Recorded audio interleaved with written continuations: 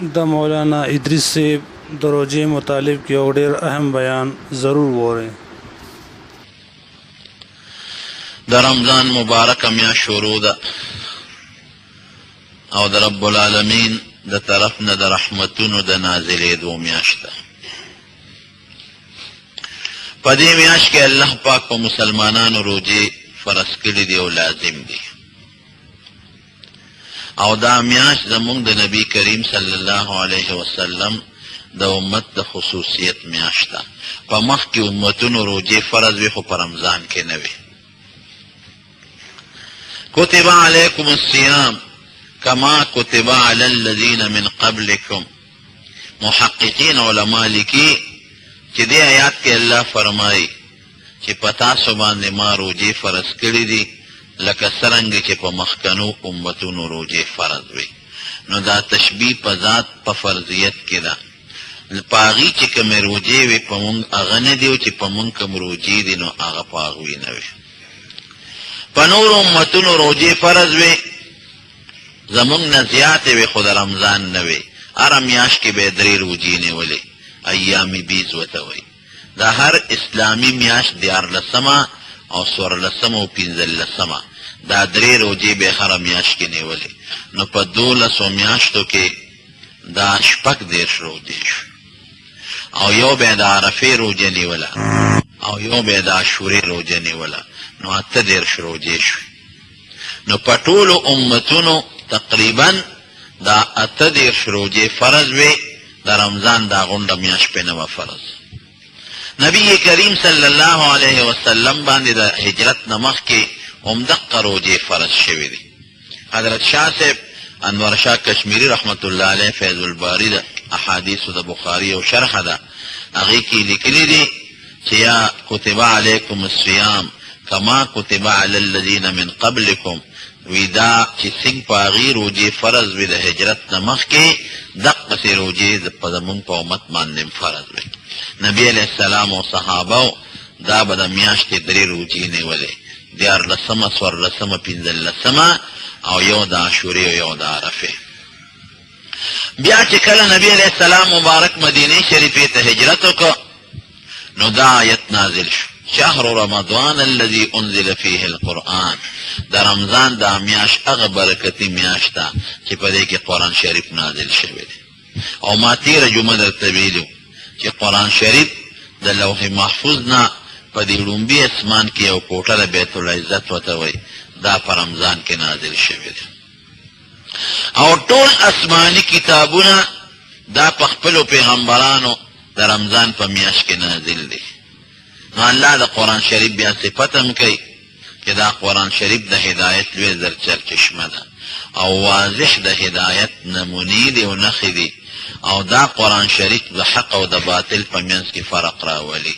نو بیا دا آیت نازل شو، فمن شهد منکم الشهر فلیصمه، چې څوک د رمضان په میاشت پرې راله نو دې دې خامخا روژه ونیسي. نو د هجرت نه مخکې دغه 18 روژې فرض وې، او د هجرت نه پس هغه روژې منسوخ شوې، د رمضان روژې فرض شوې. په لومبو ورځو کې دا روژې سختې وې، اسانې نه وې. چې څنګه به روژه ماته شوه ماښام او سړی به اوده شو، نو روژه به شروع شوه.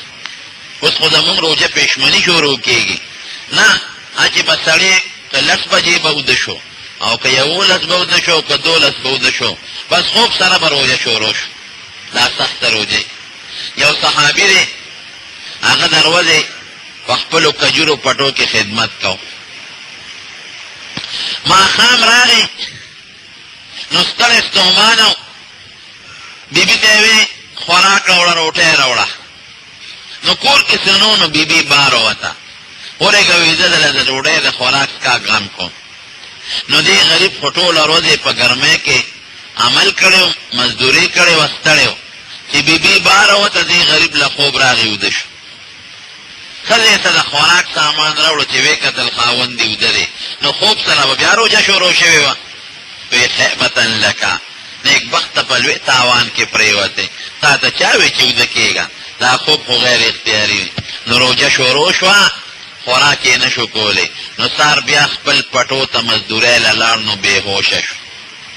نو رب العالمین قرآن شریف کې دغه مخکې حکم منسوخ کړ، دا آیت نازل شو، کلوا واشربوا حتی یتبین لکم الخیط الابیض من الخیط الاسود من الفجر، چې بس اوس به شپه ستاسو کولو اجازت دی، که د شپې اوده شوې نو روجم نه شروع کېږي تر څو چې سبا صادق نه راختلی، بس نور پرېواته نه پس تر سبا صادق ختو پورې تاسو له د خوراک او څښاک اجازت. نو مخکې روجه سخته او اسانه شوه.